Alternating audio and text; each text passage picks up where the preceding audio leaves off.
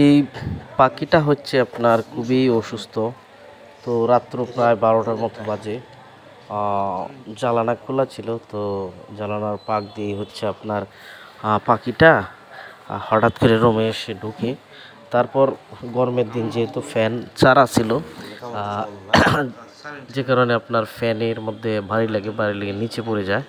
তো এটা হচ্ছে আপনার টুনটুনি পাখি। তো দুই ভাই মিলে আপনার ওই টুনটুনি পাখিটাকে চিকিৎসা দেওয়ার চেষ্টা করলাম। প্রথমে ভাবছিলাম পাখিটা মারা যাবে, পরে দুই ভাইয়ের অনেক চেষ্টার পরে তো হচ্ছে আমার ছোট ভাই এনামুল হক। তো পরে দুই ভাই মিলে অনেক চেষ্টা করলাম, পানি খাওয়াইছি।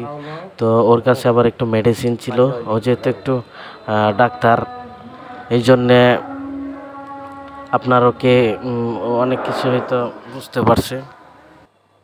মেডিসিন প্লাস হলো ওষুধ দেওয়ার পরে একটু সুস্থ হয়েছে।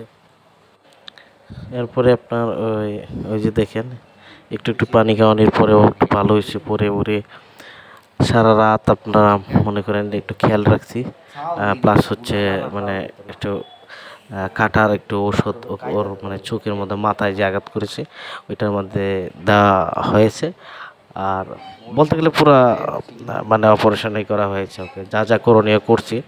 তারপর দুঃখের বিষয় হলো রাত্রে মানে আমাদের যে ডাক্তার সাহেব উনি এটা রাখার পরে টেবিলের মধ্যেই ছিল সারা রাত। পরে সকালবেলায় সে সুস্থ হয়ে জ্বালানা দিয়ে বের হয়ে গেছে। তো আমি আর সকালে পাই নাই, আমি বললাম যে পাখি কই, পরে বলল যে এটা চলে গেছে আর কি। তো এই হচ্ছে বিষয়। তো যাক, সবচেয়ে ভালো লাগছে এটাই যে ওকে সুস্থ করে তুলতে পেরেছি দুইজনে মিলে, এটাই সবচেয়ে ভালো। আমি ওর পাশেই ছিলাম আর সম্পূর্ণ মানে সেবা যত্ন ডাক্তারই করছে।